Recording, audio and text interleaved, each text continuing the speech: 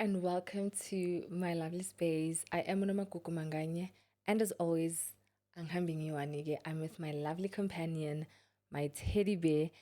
Thank goodness for my friend that decided, you're too lonely, mama. Have a friend. You did a big one there. Thank you so much. I'm still reading Paulo. I still have my journal there. I still have my yoga sticks. Pretzel sticks are like a nostalgic moment. I'm loving them down. I have my warm water here. My throat is very shaky, so I'm going to start with that, right?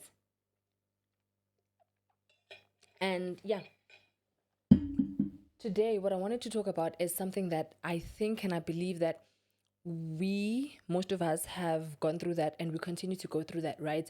And it is how much we just romanticize potential, over reality. We hold on to the possibility of what people could be or what situations could be over what they are showing us right now in the heat of the moment, what they truly are, right? And that is very hurtful because when we get to then realize, Uguti, you have it all wrong, not only do you have to deal with the disappointment of Uguti, that's not who they are, but you also have to deal with the disappointment, Uguti, you made the decision, because I do not believe that someone could just come up and tell you, Uguti, I'm not this person now, but I have potential to become that person.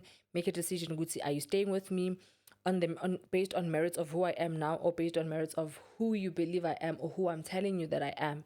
But we make up that idea of people in our minds. Okay, he's this kind of a person right now, but I see potential that he could be, a good communicator.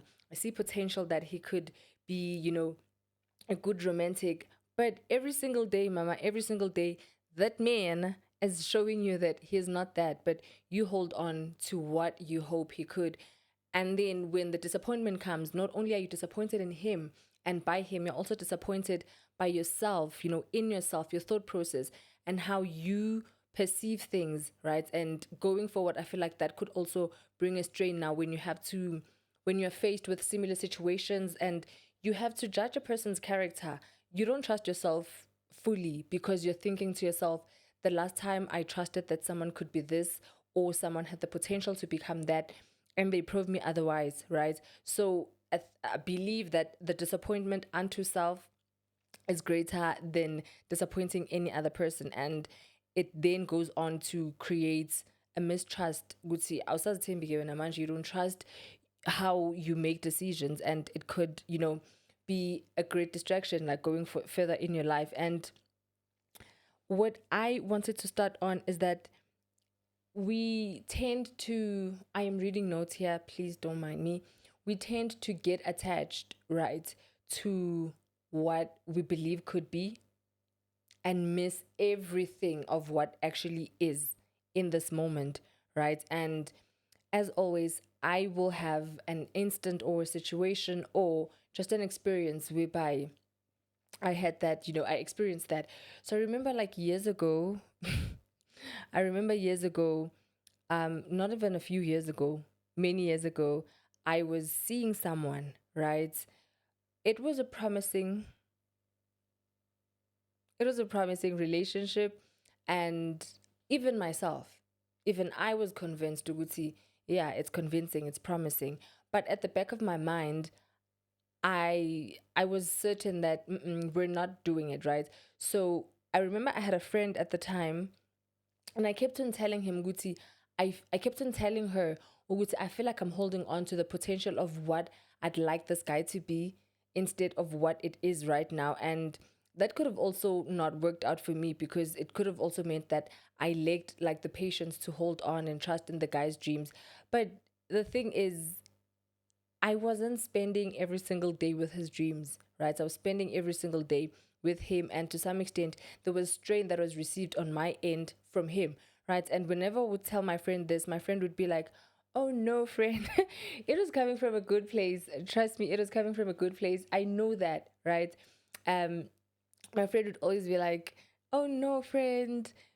She loved this popcorn analogy. So she would be like, oh no, when you put like popcorn seeds in the same pot, they don't all pop at the same time. So just give him grace. And I did give him grace. Like, I did stay, maybe hypothetically, let's say if we were together a year, 2 months into the year, I was like, one thing about me, I'm very quick at realizing, Guti, yeah, no, maybe not, right?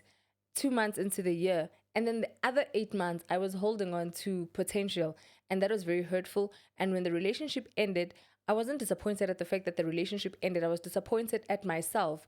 Uguti, how did I hold on for so long when I knew 2 months in, right? And I realized now, in hindsight, looking back, I was like, I had so much trust in the potential that he showed me he has. And that is not to say right now he's not doing great. He's doing good in his rights, but I did not have the patience. Excuse me.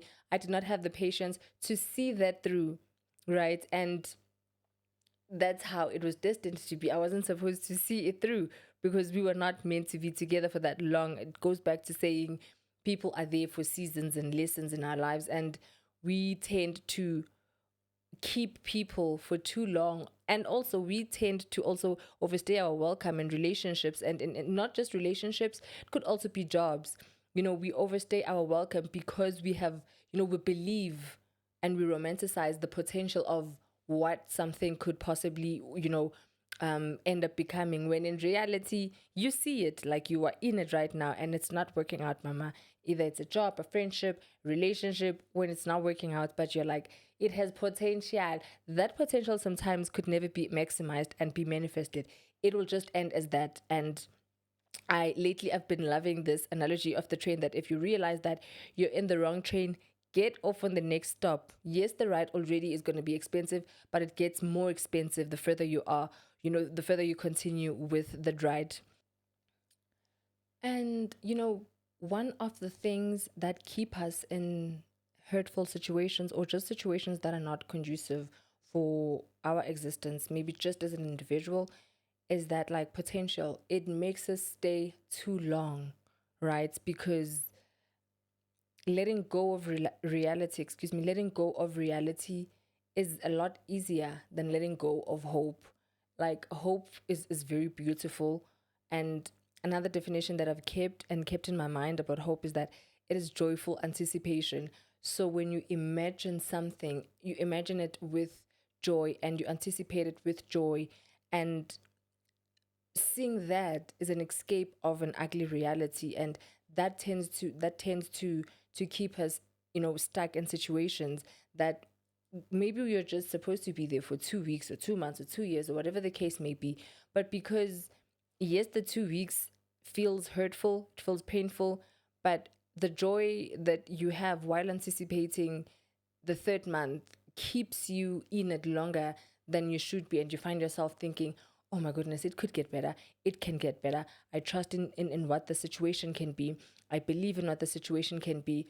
When in reality, it is what it's supposed to be in the heat of the moment, and it doesn't get any better, right? And it hurts when we have to come to terms with that, because then we have to leave then what is beautiful in our minds, right? Because the promises of maybe like a work environment getting better is not the same as it being better. The promises of a cheating partner being faithful is does not mean that they are faithful. They are still cheating. It's just promises, and promises sometimes go unfulfilled. Very unfortunate that they do so. The hard truth is realizing that sometimes what we deem as potential will be just that, just potential.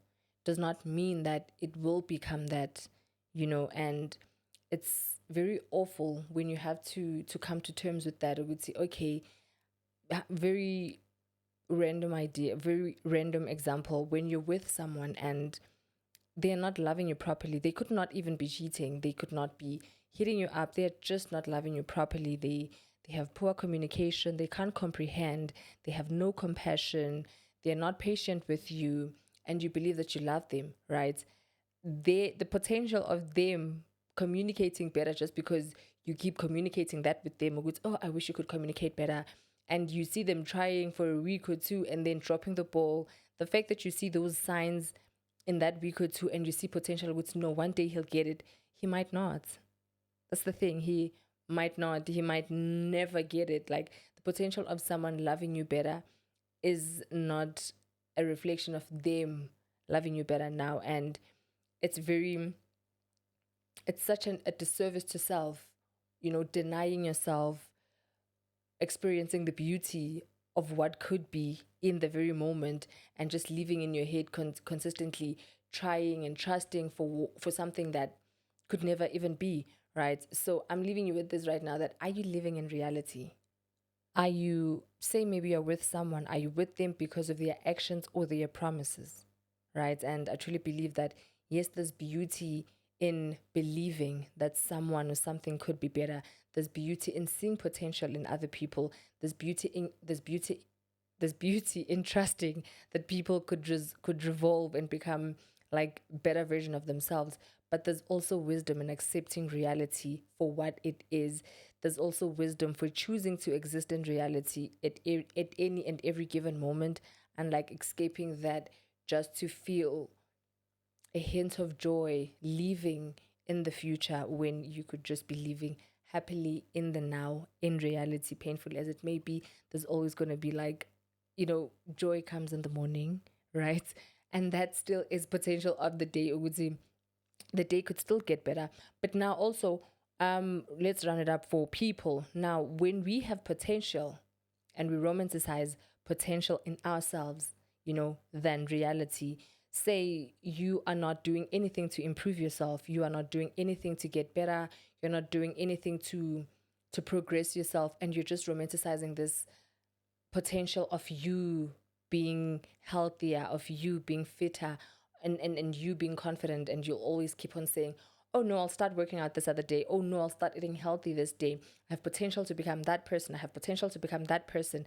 But you are not actively taking the means to become that person. And you constantly just revisit this person, and you constantly exist as this person in your mind that is doing so great. But in the now, in reality, you are not doing anything to meet that person halfway, or you're not doing anything to bring, that person to life. And that's also another thing that's very detrimental, that we can get caught up in the idea of who we can potentially become, so much so that it can deter us from putting in the steps that are necessary, to ensure that we become that version of ourselves that we see and that we exist as in our minds. And I feel like that is the greatest and the most painful experience, rather than just romanticizing potential in other people and in situations outside of ourselves. When we romanticize ourselves, time flies, guys. We were only given today, and tomorrow is not guaranteed. And when we constantly believe that we'll be better tomorrow, we're missing out the chance at being better today, which is the ultimate goal. Be better today, because tomorrow is not guaranteed. And I think, yeah, think that's where I would like to end it. I think that's where I would like to end it. Yep, guys, thank you so much for tuning in. This was just an eye opener, even for myself, even if I do say so. So YouTube culture, don't forget to like, to comment, and to subscribe. Tell your friends to tell their friends and their loved ones too, that they can come and sit with us and just listen and have opinions, engage in the comment section, and catch up on the previous video, guys. Thank you so much from me and mine to you and yours. Until next time, good night.